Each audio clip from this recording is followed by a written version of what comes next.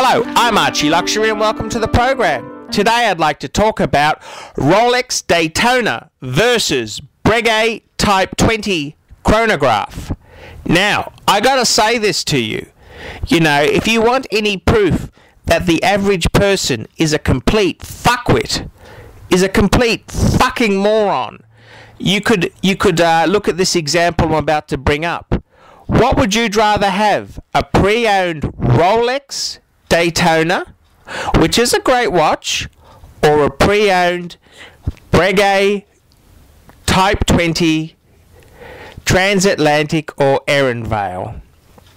Now, both these fuckers are in steel, and I gotta say, you know, if you fucking want an exclusive chronograph, there's only one you'd go for. You'd go for the fucking Breguet. I mean, the Breguet just fucking walks all over the Rolex. I mean, you know, there's many fucking points. The Breguet is, in my opinion, one of the nicest chronographs of all time. And I gotta say this, the Breguet at the moment on the second-hand market is fucking amazing bang per buck. I mean, Breguet is a brand, in my opinion, up there with Patek, Audemars Piguet, and Vacheron. I mean, Breguet invented the fucking tourbillon. They invented so many things in the wristwatch and in pocket watches. I mean, they're an amazing fucking brand.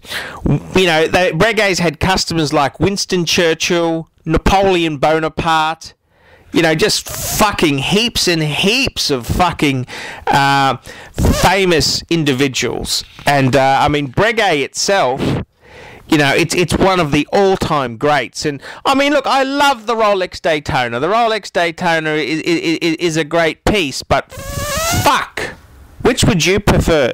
So let's have a look at this then. What are you going to pay for a second-hand Rolex Daytona? You're probably going to pay about, you know, anywhere from 10 to 12,000 US. What are you going to pay for a Breguet chronograph Type 20? Well, there's a few different variations, and with Breguet, it can come on a strap or on a steel bracelet. But basically, you're going to pay between $5,000 and $7,000. And in my opinion, it's no contest. The Breguet wins. And there's many reasons for that. Breguet, in my opinion, is a more prestigious brand. The next thing is the Breguet itself has although it's not an in-house movement, it's using a Lemania movement, which is actually made by Piaget under license, and it's only allowed to be used in this Breguet model. No other watch company is allowed to use it. It's part of the agreement. It's also, the third thing is, the Breguet is a flyback chronograph. That's right, it's a fucking flyback chronograph instead of a normal chronograph. The fourth thing is that the Breguet is available in two versions. There's the Transatlantic and there's the Erenvale. Now, basically they're the same, except the Transatlantic has a date feature. And, you know, some people would say, oh, I like the purity of the Erenvale, where other people would say, hang on a minute. And that's one criticism with the Rolex, is that it doesn't have a date. So Breguet's got two offerings there. And the next point is, I just think the Breguet is so fucking sexy. I mean, the way they've written Breguet on the dial with that glossy black or the matte dial, there's a couple different dial variations. Fuck, it's just so sexy. It's just so fucking sexy. This is one of the coolest chronographs to fucking own. And I mean, I know that the Rolex is cool. It is, yeah. I wouldn't turn one down. You know, if any really rich, you know, sheiks or royalty or industrialists are watching this program and they want to donate a Rolex Daytona to Archie, hey, I'd love you forever. But I gotta be honest with you, when it's using Archie's bang per buck, I don't know why anyone would choose a fucking Rolex Daytona over a Breguet Type 20. And it's just such a cool fucking piece. It's just so fucking sexy.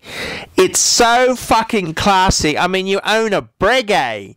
You know, I could just imagine, you know, saying to someone, I wear a fucking Breguet, shithead. Breguet. Napoleon Bonaparte wore a Breguet. And what a fucking cool brand. What a fucking cool, sexy fucking brand. And I don't know. I mean, this just shows you why the average donkey, you know, they want the Rolex Daytona. The Breguet is levels above, and fuck me dead. Why would you fucking buy a Rolex Daytona, which is more expensive on the used market than a Breguet? I mean, fuck. If that's not value for money, you know, there's nothing Patek Chronograph that would come within cooey. We're talking under $10,000 secondhand for a Breguet, a modern Breguet. I mean, fuck. There's nothing within cooey.